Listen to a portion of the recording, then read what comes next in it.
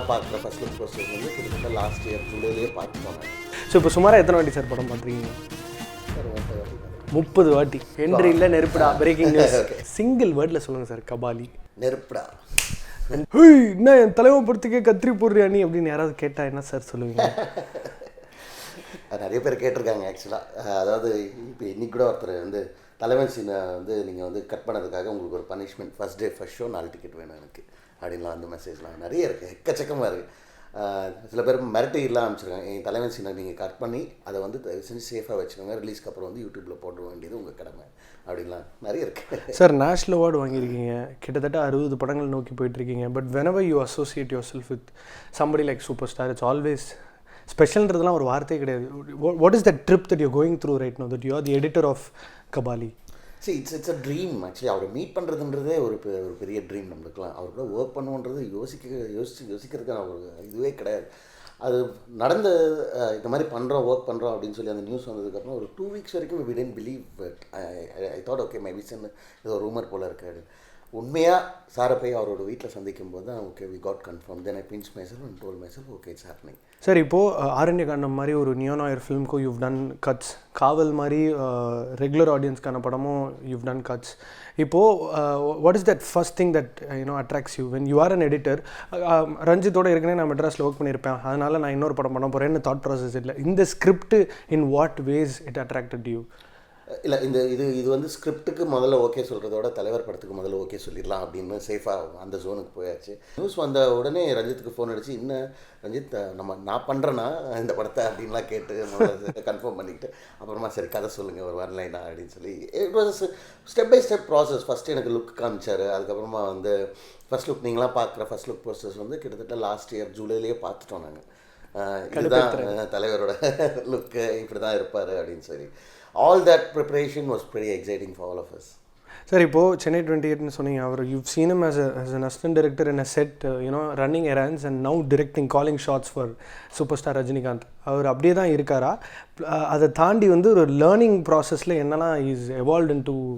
இல்லை அப்படியே தான் இருக்கார் கண்டிப்பாக. So in terms of how he behaves with people or how he is with everyone else that he knows around, there's no change in him. He's become a lot more matured as a director. அவருக்கு வந்து இப்போ right now he's on a trip wherein he wants to reflect the problems in society through his films. அது வந்து நம்ம எடுத்துக்காட்டாட்டி வேறு யாரால் சொல்ல முடியும்? அதுவும் இப்போ கபாலி மாதிரி ஒரு பெரிய படத்தில் வந்து கண்டிப்பாக நான் நிறைய விஷயங்கள் சொல்லணும், எனக்கு நான் தாக்கப்பட்ட நிறைய விஷயங்கள்லாம் சொல்லி ஆகணும் அப்படின்னு சொல்லி நிறைய விஷயங்கள் இருக்குது. அதே மாதிரி மெட்ராஸ்லேயும் அந்த எலிமெண்ட்ஸ் இருக்கும். ஸோ இப்போ ஒரு 60 படம் ஒர்க் பண்ணியிருக்கீங்க, அவ்வளோ ஃபுட்டேஜ் பார்த்துருப்பீங்க, அவ்வளோ கட்ஸ் திரும்ப போய் அதுக்கு ப்ரூஃப் பண்ணி அப்படி இப்படின்னு. So personally what does it take on you? how soul sucking editing is? See, you require a lot of patience for this field. கண்டிப்பாக வந்து you need to go through each and every film at least ஒரு 15-20 தடவையாவது பார்த்து தான் நம்ம finalise பண்ண முடியும். Patience is the key. I wouldn't say it's irritating. I would say if you become an editor, it's ingrained ability. உங்களுக்கு வந்து ஆட்டோமேட்டிக்காக அந்த தாட் ப்ராசஸ் வர ஆரம்பிச்சிடும். What I do, because I work on few different films, I straddle between one film to other film. டக்குன்னு அப்படி சுவிட்ச் over ஆயிடுவேன். சப்போஸ் இன்றைக்கி எனக்கு வந்து கபாலியில் டக்குன்னு எதுவும் தோண மாட்டேங்குது அப்படின்னா டக்குன்னு ஒரு சென்னை 28 பாட்டு எடுத்து அது கொஞ்சம் நேரம் கட் பண்ணி அதுக்கப்புறமா இதுக்குள்ளே வர்றது தான் generally that's how we adapt. ஒரு நல்ல படம்னா டெஃபினட்டாக டைரக்டருக்கும் எடிட்டருக்கும் வந்து நல்ல ஆரோக்கியமான வாக்குவாதங்கள் இருக்கும்னு சொல்லுவாங்க. ஸோ இந்த கபாலியோட ப்ராசஸில் வந்து என்ன மாதிரியான ஆர்குமெண்ட்ஸ் ஆர் ஒரு competitiveness each other showed on?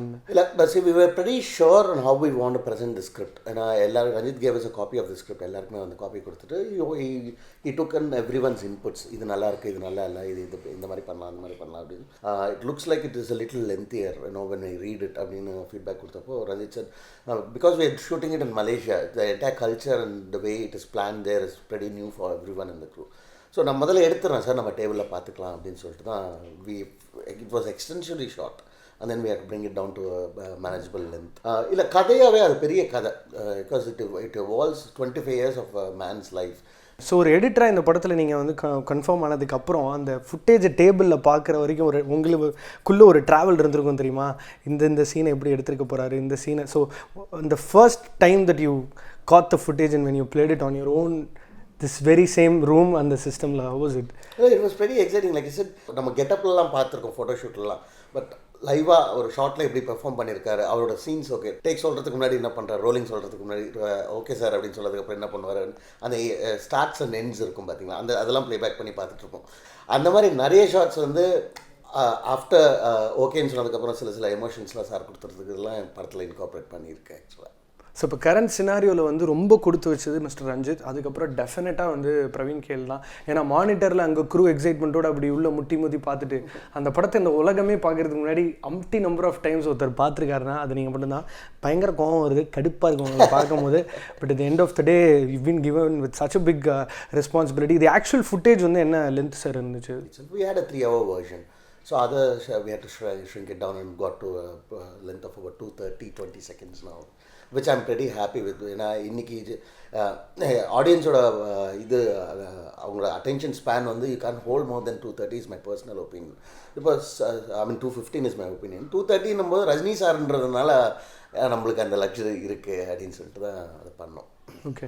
So in terms of Kabali பேசிக்காக உங்களுக்குள்ளே இருக்கிற அந்த ஒரு எக்ஸைட்மெண்ட்டை வந்து டேபிளில் ட்ரான்ஸ்லேட் பண்ணணுன்னு இருந்திருக்கும். அப்போ என்ன மாதிரியான ideas and concepts and tools were incorporated in the narration of the story? இல்லை, Kabali it's a straightforward script. There is no gimmicky stuff.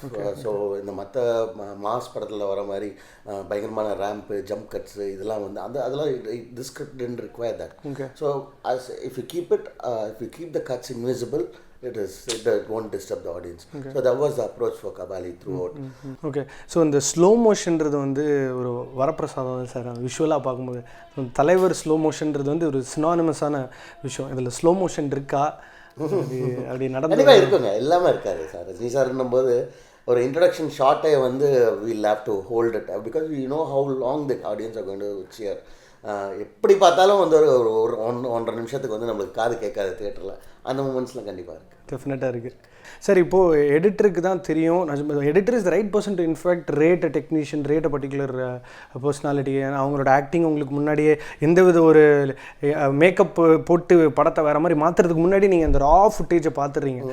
So how do you rate these people, mister Murali be it or the art director or actors to specify? இல்லை, அதுதான் இப்போ ரஜினி சாரோட படத்தில் வந்து ரஜினி சாரை தாண்டி இன்னொருத்தவங்களை notice பண்ணுறதுன்றது வந்து ரொம்ப கஷ்டமான ஒரு விஷயம். அதில் வந்து ஸ்கோர் பண்ணாங்கன்னா they are really talented, which has happened in this film as well. Like Maim Gopi comes in just for a small bit, but his character is very strong. At the end of the day you will remember his character. அதே மாதிரி வந்து John Vijay, Radhika Apte, Dhanshika, everyone has their moments in the film. On top of it, Rajini sir is still there. So அந்த மாதிரி தான் இது பண்ணியிருக்கு. Coming back to Murali sir is a very meticulous technician. He ரொம்ப மனக்கெட்டு பண்ணுவார் எல்லாத்தையுமே, to the point where he notes it down on a piece of paper and brings it back to his DI. இந்த லென்ஸில் தான் ஷூட் பண்ணோம், இந்த மாதிரி தான் வந்து கிரேட் பண்ணோம், அந்த மாதிரிலாம் வந்து பிளான் பண்ணியிருக்காரு. Ramalingam sir, because Malaysia is an alien country and most of the film is shot there. எந்த அளவுக்கு வந்து அதை வந்து அந்த சிட்டியை வந்து எவ்வளோ அழகாக காட்ட முடியுமோ, அங்கே இருக்கிற எலிமெண்ட்ஸ் எல்லாத்தையுமே எடுத்துகிட்டு வந்து இந்த கதைக்குள்ளே என்னெல்லாம் சேர்க்க முடியுமோன்றது சேர்த்துருக்காரு. You wouldn't believe if I say Thailand set வந்து இங்கே போட்டாங்க சென்னையில். It looks as authentic as how it is in a city like Bangkok. Sir, when did you realize that okay இதனால தான் இவர் சூப்பர் ஸ்டாராக இருக்கார் அப்படின்னு? அந்த ஃபுட்டேஜில் நீங்கள் சொன்ன மாதிரி கட் சொன்னதுக்கப்புறம் நடந்த மூமெண்ட்ஸாக இருக்கலாம், இல்லை அவரை பார்த்தும் போது நடந்த ஒரு இன்சிடெண்ட்டாக இருக்கலாம். Why is he superstar? Like I said, see, once the film was confirmed, அவர் வந்து ரஜினி சார் வந்து எல்லாருமே மீட் பண்ணலாம் அப்படின்னு சொல்லி வீட்டுக்கு கூப்பிட்டுருந்தாங்க. ஸோ சந்தோஷ் நாராயணன், நான், Murali sir, Ramalingam, stun master எல்லாமே போயிருந்தோம். சரி, மிஞ்சி போனால் ஒரு 10 நிமிஷம் கை கொடுத்துட்டு நல்லா பண்ணுங்க அப்படின்னு அனுப்பிச்சிடுவார் அப்படின்னு தான் நினச்சோம். அங்கே போனால் சரி, I think we went in around 10 o'clock, it went all the way until 11:45. அந்தளவுக்கு லைக் அவரு அந்த அவ்வளோ டைம் ஸ்பெண்ட் பண்ணணுன்ற அவசியம் கிடையாது. பட் ஹி சாட் டவுன், ஒவ்வொருத்தரையும் கேட்டுட்டு நீங்களாம் என்ன பண்ணியிருக்கீங்க, என்ன படம் பண்ணியிருக்கீங்க அதெல்லாம் பேசி இமீடியஸ், அதாவது எங்களுக்கு வந்து ஒரு கம்ஃபர்டபுள்னஸ் கொடுத்துட்டாங்க. அதனாலேயே வந்து that's when I thought, okay, there's a reason why he's a superstar, not just in front of the camera. வெளியிலையும் அவர் அவ்வளோ டவுன் டு எர்த்தாக இருந்தாங்க.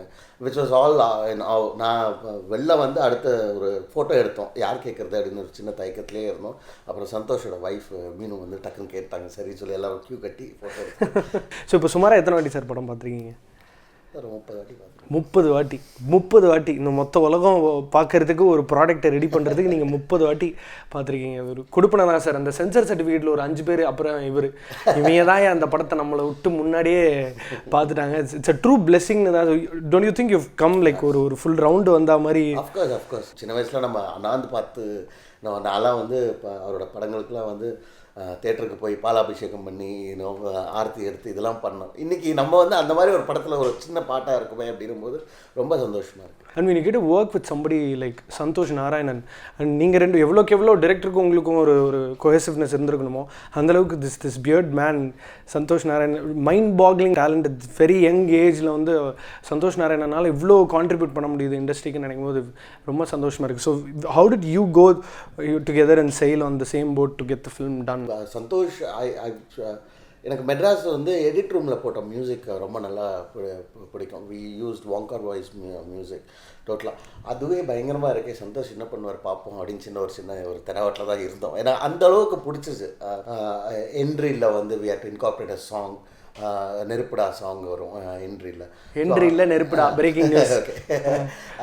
அந்த சாங்காக வந்து we had to recut the entire portion whatever we did, and Santosh was nice enough to, ஏன்னா there was quite a bit of back and forth that was going from the edit room to him and then it had to come back here. அவரோட அந்த அப்போ தான் ஆர்ஆரும் போட்டுட்டு இருந்தாங்க. அந்த டைமில் வந்து நாங்கள் திருப்பி இதெல்லாம் நுழைச்சி கொஞ்சம் இதை பண்ணி கொடுங்க அப்படின்னு he did that. It was very sweet of him to do that. I asked him once, Santhosh நீங்கள் ஏதாவது தீம் போட்டிருந்தீங்கன்னா எனக்கு முதலே கொடுத்தீங்கன்னா நான் எடிட்லேயே வச்சு லாக் பண்ணி கொடுத்துறேன், விஷுவலாகவும் என்ஹான்ஸ் ஆகும், அதே மாதிரி உங்களுக்கும் ஈஸியாக இருக்கும் அப்படின்னு டக்குன்னு ஒரு 4 தீம் எடுத்து கொடுத்தாரு. நான் 4 தீம் வச்சு படத்தை பிடிச்சாச்சு.